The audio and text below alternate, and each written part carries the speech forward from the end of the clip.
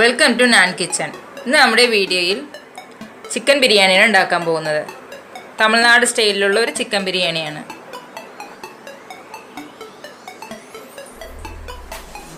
ബിരിയാണി ഉണ്ടാക്കാൻ വേണ്ടി ഞാനിവിടെ 1 കിലോ ബാസ്മതി റൈസ് എടുത്തിട്ടുണ്ട്. അതേപോലെ 1 കിലോ ചിക്കൻ നന്നായിട്ട് കഴുകി വെച്ചിട്ടുണ്ട്.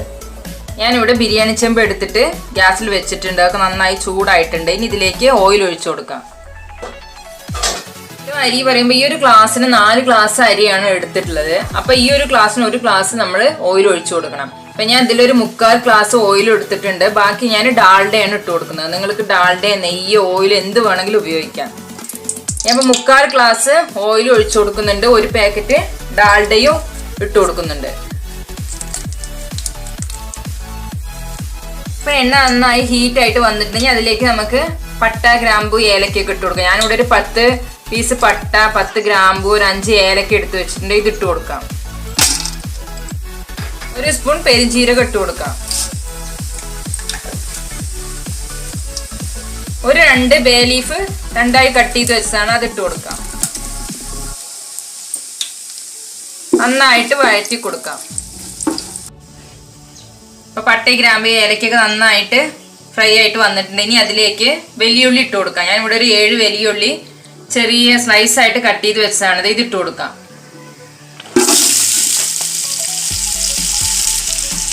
ഒരു 1/2 സ്പൂണ് സാൾട്ട് ഇട്ട് കൊടുത്തിട്ട് നമുക്കിത് ഇളക്കി കൊടുക്കാം.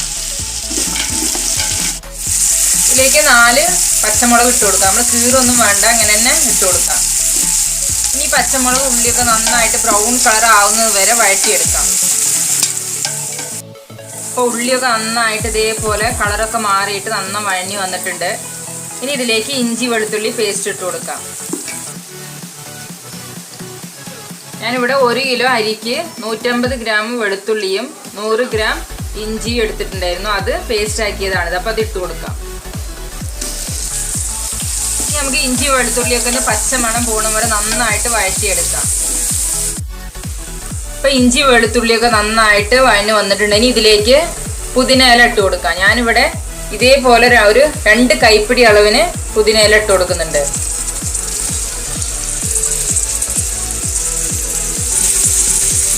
ഇതിലേക്ക് കുറച്ച് കൊത്തമല്ലി ഇലയും കൂടി ഇട്ട് കൊടുക്കാം. ഈ ഇലകളുടെയൊക്കെ ഒരു പച്ച സ്മെല്ല് പോണ വരെ നമുക്ക് നന്നായിട്ട് വഴറ്റിയെടുക്കാം. ഇപ്പൊ പുതിന ഇലയും കൊത്തമല്ലി ഇലയൊക്കെ നന്നായി ഞാൻ വഴറ്റിയെടുത്തിട്ടുണ്ടെങ്കിൽ ഇതിലേക്ക് തക്കാളി ഇട്ട് കൊടുക്കാം. ഞാനിവിടെ നല്ല വലിയ ഒരു 4 തക്കാളി കട്ട് ചെയ്ത് വെച്ചിട്ടുണ്ട്. അത് ഇട്ട് കൊടുക്കുകയാണ്. ഒരു 1/2 ടീസ്പൂൺ ഉപ്പിട്ട് കൊടുത്തിട്ട് നമുക്ക് തക്കാളിയൊക്കെ നന്നായി കുക്ക് ചെയ്തെടുക്കാം.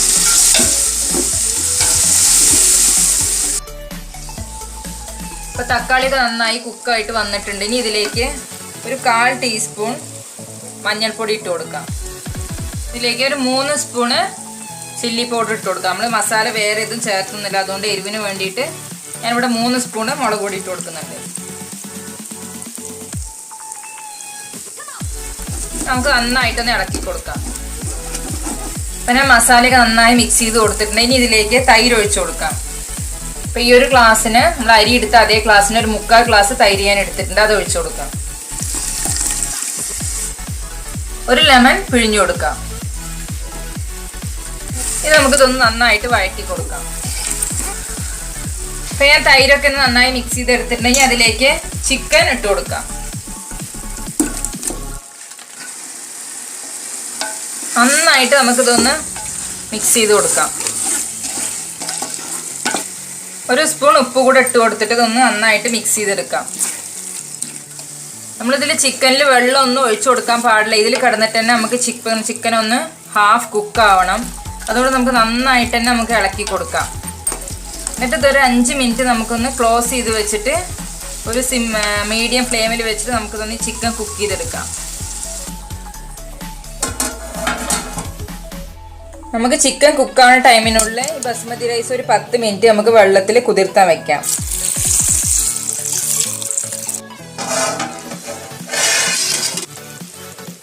ഇനി നമുക്കിതൊരു 5 മിനിറ്റും കൂടിയിട്ട് ഇതൊന്ന് ഈ വെള്ളമൊക്കെ ഒന്ന് ഡ്രൈ ആയിരിക്കാൻ വേണ്ടിയിട്ട് തുറന്ന് വെക്കാം. അപ്പം ഞാനൊരു 10 മിനിറ്റ് അരിയൊക്കെ നന്നായി കുതിർത്തിയിട്ട് 2-3 ടൈം വാഷ് ചെയ്തിട്ട് നല്ല ഡ്രൈ ആക്കി വെച്ചിട്ടുണ്ട്. ഇനി നമുക്കൊരു നെയ്യിൽ ഇതൊന്ന് വറുത്തെടുക്കാം. അതേപോലെ ഒരു ചട്ടി എടുത്തിട്ട് അതിലേക്ക് എണ്ണയൊക്കെ ഒഴിച്ചിട്ടുണ്ട്. ഇനി ഇതിലേക്ക് അരി ഇട്ട് കൊടുക്കാം.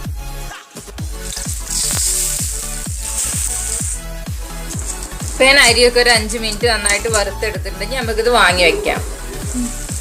അപ്പം ചിക്കനൊക്കെ ഒന്ന് ഒരു ഹാഫ് കുക്കായിട്ട് വന്നിട്ടുണ്ടെങ്കിൽ ഇതിലേക്ക് നമുക്ക് വെള്ളം ഒഴിച്ചു കൊടുക്കാം. ഞാനിവിടെ 4 ഗ്ലാസ് ബിരിയാണി അരിയാണ് എടുത്തിട്ടുള്ളത്. അപ്പോൾ ആ ഒരു ഗ്ലാസിൻ്റെ അളവിന് നമുക്ക് 6 ഗ്ലാസ് വെള്ളമാണ് ഒഴിക്കേണ്ടത്. ഞാനിവിടെ ഒരു 6 ഗ്ലാസ് വെള്ളം എടുത്തിട്ട് തിളപ്പിച്ച് വെച്ചിട്ടുണ്ട്. തിളച്ച വെള്ളമാണ് ഇപ്പോൾ ഞാനിതിലേക്ക് ഒഴിച്ചു കൊടുക്കുന്നത്.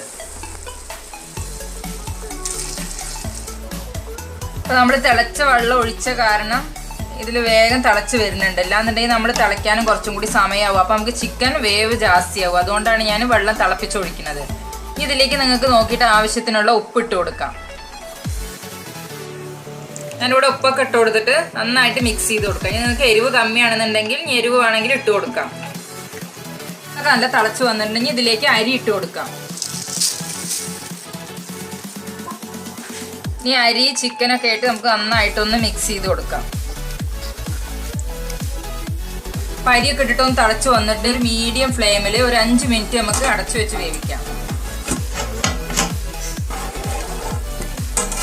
അപ്പോൾ ഒരു 5 മിനിറ്റ് കഴിഞ്ഞിട്ട് ഒരു ഹാഫ് കുക്ക് ആയിട്ടുണ്ടെങ്കിൽ നമുക്കിതൊന്ന് അടുപ്പിൽ നിന്ന് വാങ്ങി വെക്കാം. എന്നിട്ട് ആ അടുപ്പിലേക്ക് നമുക്കൊരു ദോശക്കല്ല്, ഇരുമ്പിൻ്റെ ഒരു ദോശക്കല്ല് വെച്ച് കൊടുക്കാം. അപ്പോൾ ഞാൻ ആ അടുപ്പിലേക്ക് ഒരു ഇരുമ്പിൻ്റെ ദോശക്കല്ല് വെച്ച് കൊടുത്തിട്ടുണ്ടെങ്കിൽ ഇതിൻ്റെ മേലെ നമുക്ക് ആ ബിരിയാണി ചെമ്പ് വെച്ച് കൊടുക്കാം.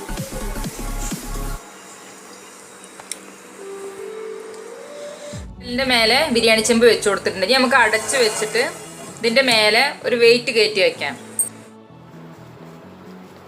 അപ്പം ഞാൻ അതേപോലെ ഒരു വെള്ളം ചെമ്പ് ഇതിൻ്റെ മേലെ വെള്ളം ഒഴിച്ചിട്ട് വെയിറ്റ് വെച്ചിട്ടുണ്ടെങ്കിൽ നമുക്കിത് സിമ്മിൽ വെച്ചിട്ട് ഒരു 10 മിനിറ്റ് കൂടി നമുക്കിത് കുക്ക് ചെയ്തെടുക്കാം.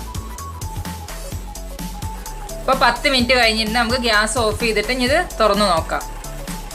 ബിരിയാണിയൊക്കെ നന്നായിട്ട് കുക്കായിട്ട് വന്നിട്ടുണ്ട്. ഇനി നമുക്ക് അതിൻ്റെ മേലെ ഒരു പിടി കൊത്തമല്ലി ഇല കട്ട് ചെയ്ത് ഇട്ട് കൊടുക്കാം. ഇനി നമുക്ക് ഇതിൻ്റെ മേലെ 2 സ്പൂൺ നെയ്യ് കൂടി ഒഴിച്ചു കൊടുക്കാം. ഇനി നമുക്ക് നന്നായിട്ടൊന്ന് മിക്സ് ചെയ്ത് കൊടുക്കാം. നമ്മളെ ബിരിയാണിയൊക്കെ നന്നായിട്ട് കുക്കായിട്ട് വന്നിട്ടുണ്ട്. റൈസൊന്നും വെന്തുടയാതെ അടിപൊളിയായിട്ട് വന്നിട്ടുണ്ട്. ഇനി നമുക്കിതൊരു സെർവിങ് ഡിഷിലേക്ക് മാറ്റാം.